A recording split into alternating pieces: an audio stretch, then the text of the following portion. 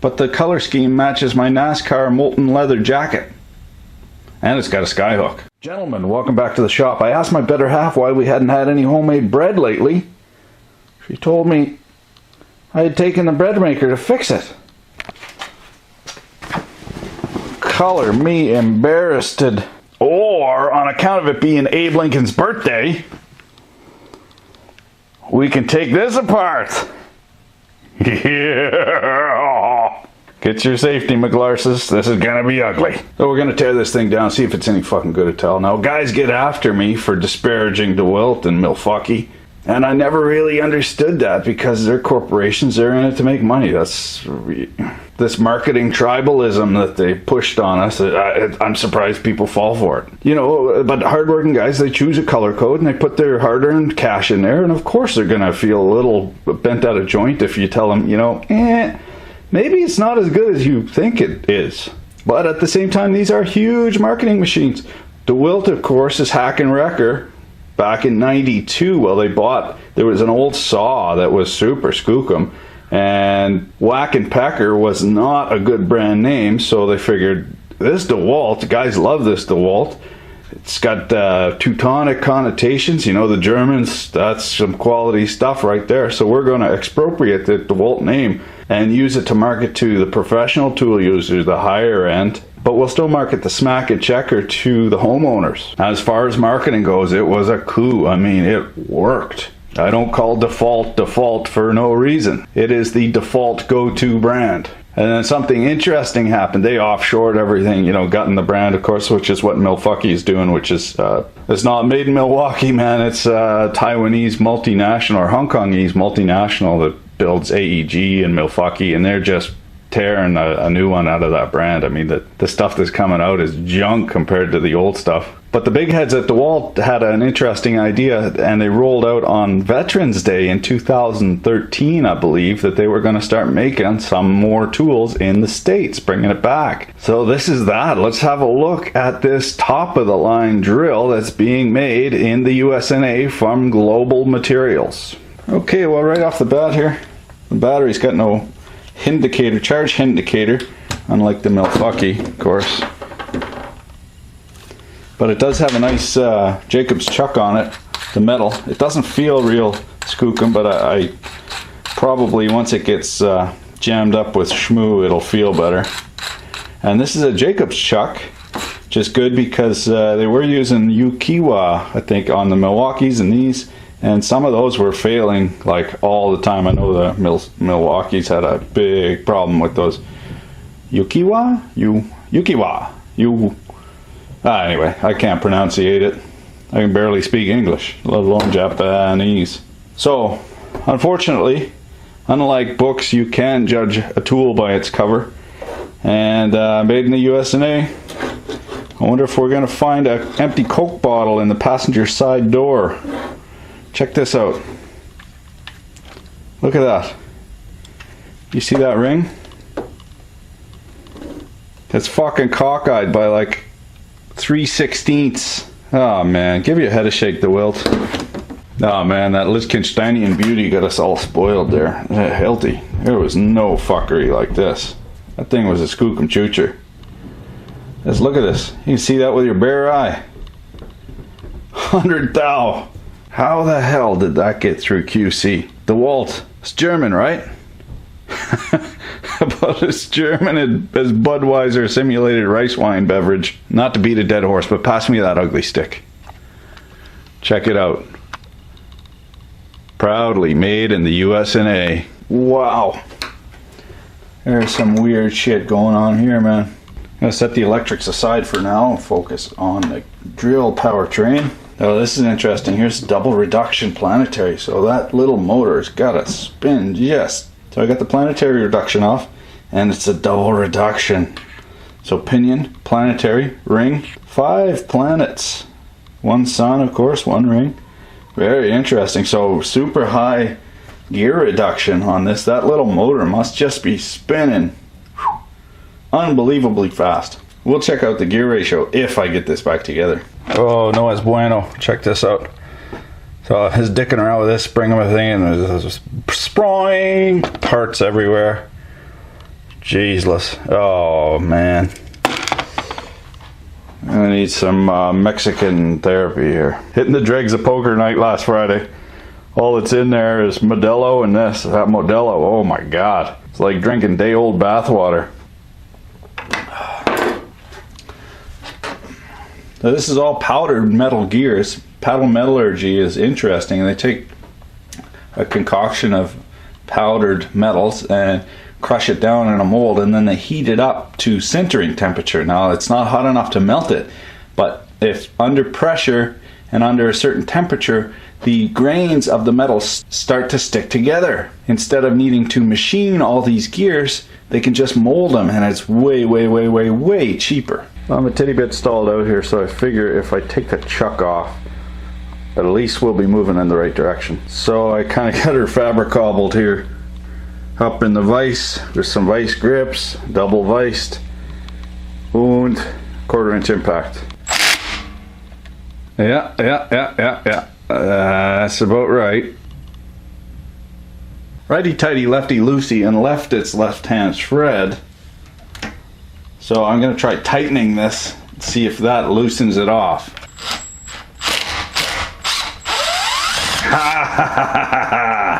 There, let that be a lesson, kids. You gotta be smarter than the bolt.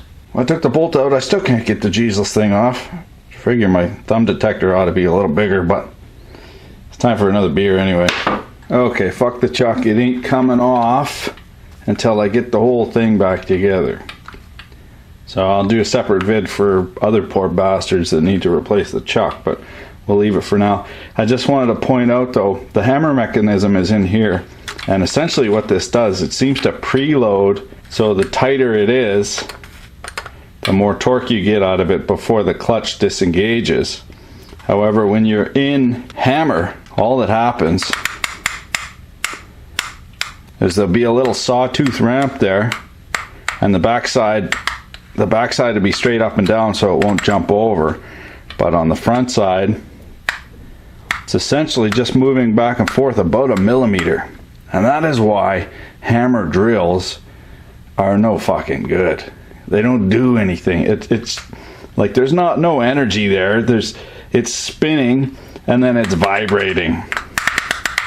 That's why a hammer drill with this type of Jacob's chuck, just what you want is a rotary hammer if you're actually drilling and you need percussive drilling. So before we put this black, yeah, look at this. Just nobody, not a single fuck given.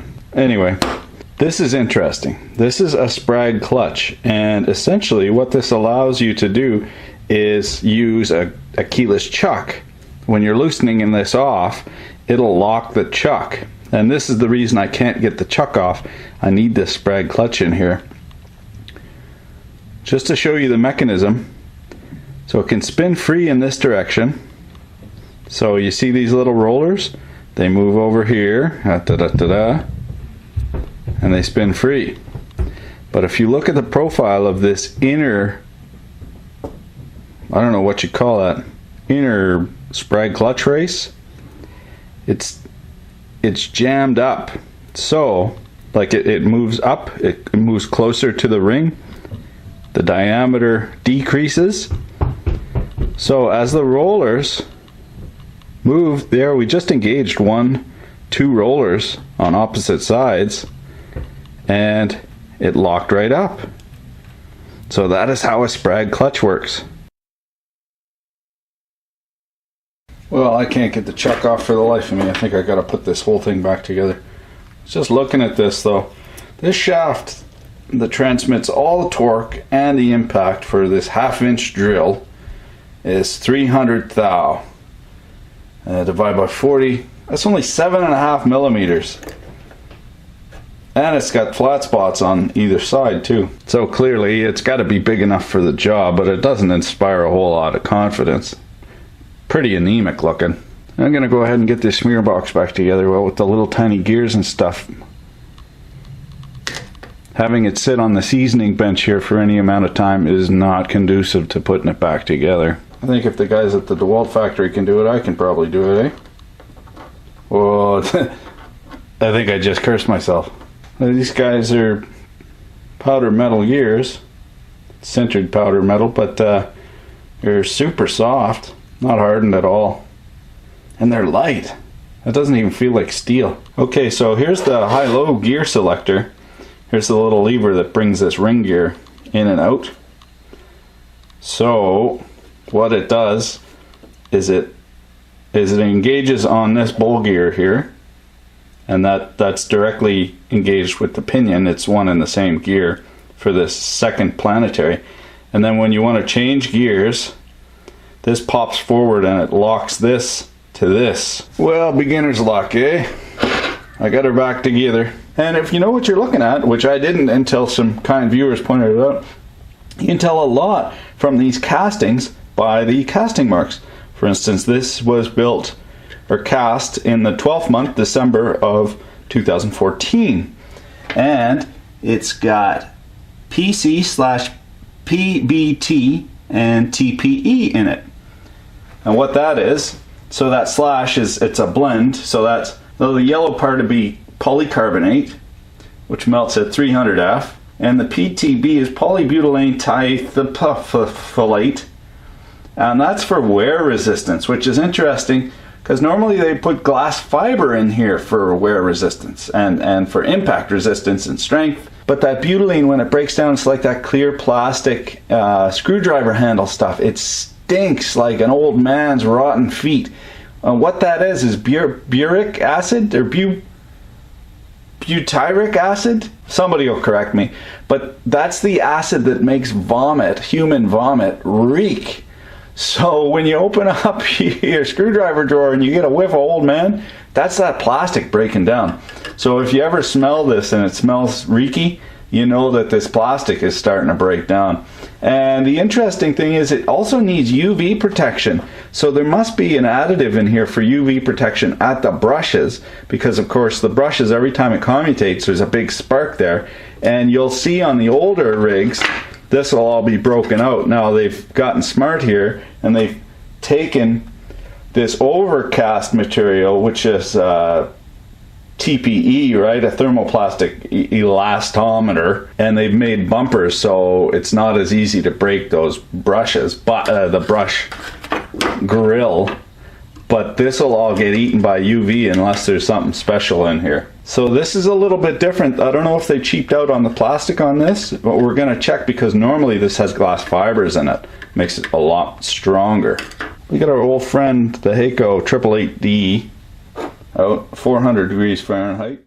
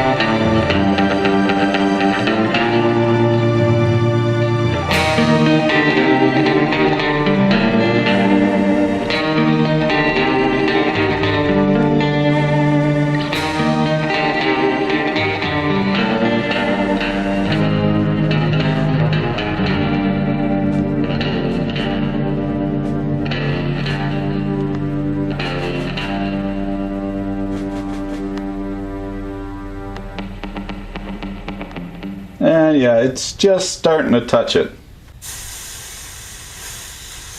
I really like this one. It's 90 watts. It heats up right away.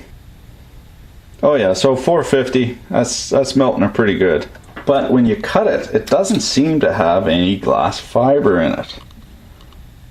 We'll just take a sample here and we'll see if there's any glass fiber in it. Now this overcasting is an interesting process. If you look here, there's all these dovetails in the plastic. So they actually mold this plastic and then they put it in another mold. So that's another process, and they cast this on 2 separate steps over molding. We got our little sample there on the vise and we're going to burn it. Of course, going back to your kindergarten chemistry class, glass doesn't burn. But plastic sure does. So there doesn't seem to be any plastic in there, just some fly ash. A little bit left over, but, and you can hear it. I'm going to, ooh, that was hot. I'm going to cut a little bit off here close to the speaker, and normally you can hear, if there's fibers in there, you'll hear them, that distinctive cutting glass. Since we've literally and figuratively scratched the surface on plastics, we'll just get into it a little more. I'm especially concerned that there's no glass fiber reinforcing on this, because this material, the tensile strength is only 55 MPa. Human skin is 15. So that's why we wear gloves, because you're a softer meat bag than anything, even the softest plastic. And this PBT is 50 MPa. If we fiber reinforce it with glass fiber, say 30% glass fiber, that jumps up to 70, 80 MPa, almost doubles. So it's really worth putting it in there, and it helps with the thermal properties as well. So as funny as it sounds, not super impressed with the plastic this is made from. On the other hand, here we have metal gears. They're powdered metal, so they're cheap, but they are metal, and that is a selling point because nobody wants plastic gears. But if you look at this, the housing, well, the housing's plastic. You would think they'd use aluminum or something skookum, right? You know, metal is better, always better than plastic. Am I right? Well, that's the way I felt until I started making YouTube videos, and I got some feedback from some guys in the plastics industry, and actually, this stuff is pretty skookum. I took the back panel off here, and you can see there's a PA6, and PA6 is actually nylon, and that 30 means 30% glass fiber reinforced. Now that makes this roughly, the tensile strength, roughly 140 megapascals. If you look at a cast aluminum alloy, a lot of times they're only running 120 MPa. You know, they can go way up to like 400 MPa, but just for cheapo aluminum castings, you can pretty much bet your bottom dollar it's going to be right around 120 MPa. So this nylon, glass fiber reinforced nylon, is actually stronger and probably a lot less prone to fatigue cracking than, say, an aluminum housing. So this isn't bad. The only thing I don't like, the only thing holding this whole works together are these 2 tiny little tabs. And of course, these are spur cut gears, so there should be no axial force on them. Should be and are 2 different things. So I would like to see, you know, you'd never see a planetary that wasn't bolted right together in industry, and just to have these crappy little tabs on there, meh. Oh, and further, we know from the last time we took apart, I think it was the grinder, we know that they use BASF plastics out of Germany, and super, you know, they've been making plastics since Christ was a cowboy. This stuff more than likely would be heat normalized or heat stabilized, and if you look up in their spec sheet there, it's probably a Nipel 6030G material, I would think, because you would want this heat stabilized, because all the power is going through here, and the gearboxes get hot.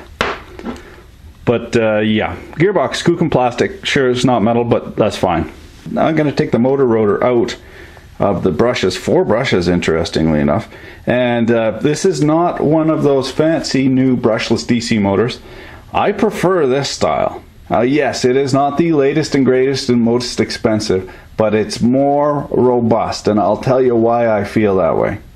Because the brushless DC motor requires a whole bunch of electronical gadgets. Nobody likes the electronics. This can handle moisture. Electronics, sure, they're potted up, they're sealed, absolutely. But plastics absorb moisture. Water, they're waterproof, but they absorb moisture. So even if the board is conformally coated and potted, it's still going to absorb moisture. And if the electronics crap out, it's almost like these things are too smart for their own good. All you want is a tool that turns and has lots of torque. Why the fuck do you need a computer in there? Well, It's a competitive advantage for the tool manufacturers, and it's a gimmick that they can sell you more tools. Maybe the batteries last nominally longer. I'd be willing to bet that if we did some actual testing, the improved efficiency would be minimal at best. We got the field winding off, so I'm going to go ahead and check the gear ratio. 3, 4, 5, 13 to 1.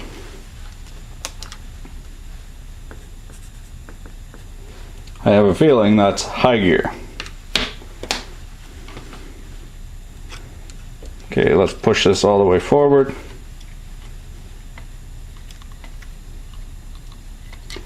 1.